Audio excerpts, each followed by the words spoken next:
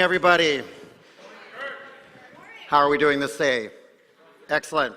Well, I'd like to introduce you to a most amazing person I have ever met in my life, introduced to me about 5 years ago.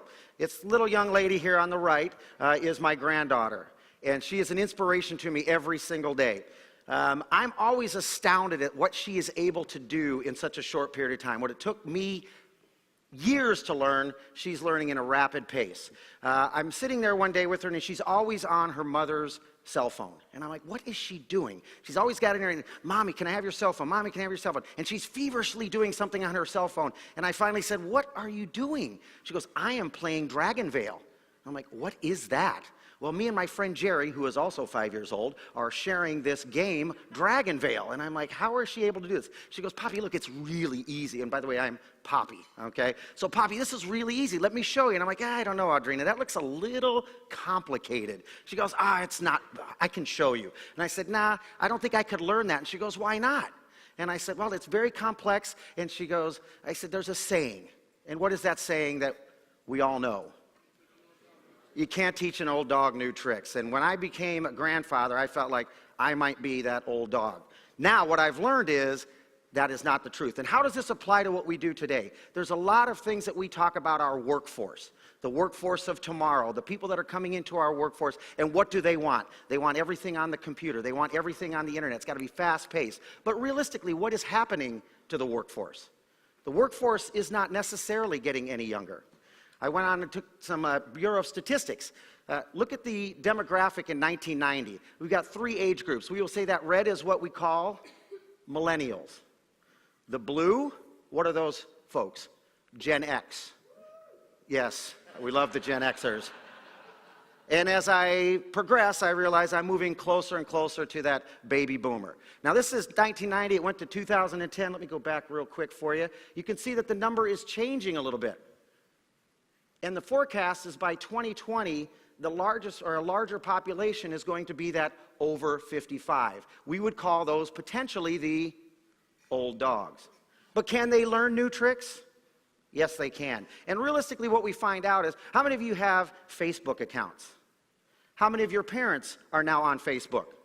It took them a little while, but they eventually figured out that's the only way they're going to get to know what you're doing when you're doing what, right? That's how my mom stays connected with me. So what we know is that motivation, it doesn't matter how old you are, how young you are, if you don't want to do something, you're not going to do it. But if we have the right motivation, and as trainers, we spend the time, energy, and effort to develop people and give them the tools they need, practice a little patience, which is a virtue, and I can tell you, working with Audrina at 5 years of age, it takes patience, so sometimes we have to work on that, and then give them the encouragement. We can teach and train individuals to do everything that we need them to do in our business. Now, what I did notice is TED Talks, which is the inspiration for this talk. I watched one about 2 years ago, under 3 minutes, changed my life. And so I feel like it's my obligation to share that with you and talk about how maybe old dogs can learn new tricks. So how many of you are afflicted with this issue? It's not the white socks and the black shoes. That's not, and it's not wearing shoes and socks with no pants. That is also not the affliction. But that your shoes are constantly coming untied. Anybody have that problem, or I'm the only one in the world? Constantly coming untied, to the point where it's a distraction for you and others. So I'm watching this TED Talk, which is about how to tie your shoes, and I'm engaged. I am like having a life-altering experience. So I felt I need to share this with you. Now, I noticed walking in here that not everybody has laces on their shoes. So this will be an opportunity for you to judge the person sitting next to you on how well they are able to tie their shoes. It tends to be gender-oriented at this point in time. Most women are wearing no-tie shoes. But let's talk a little bit about what we've been doing right and what we've been doing wrong over the years. Now, this will revolutionize. I'm telling you, you will be a changed person as a result of this if you, in fact, will learn this. It might even save you some time. There's a chance it's going to improve your mood from this point forward. You may even see that your life is going to be extended with this one little trick that I'm going to teach you. There is a chance that you could possibly lose weight as a result of this trick that I'm going to teach you. And for some of us, it might even cure baldness. Now, it's a very simple process that I need you to make sure you understand that this was not approved by the FDA, by the way. But I have, as trainers, what do we do to help train people? We have job aids. Okay, so I have a job aid, but what I'm going to have you do now, for those of you that have ties, you can now determine whether you have the right knot or not. So I want you to look down. For those of you who have shoes, look down at your shoes. Well, y'all have shoes, but the ones with ties, with laces. If your bow is lying vertical across your laces, you are probably have been lied to all these years on how you were supposed to tie your shoe. You will probably find that it comes untied quite frequently.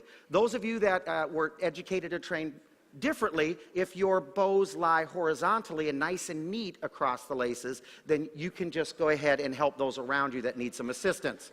Okay? That is the indicator right there. So for those of you, just look at your other neighbor's shoes and see how they're doing.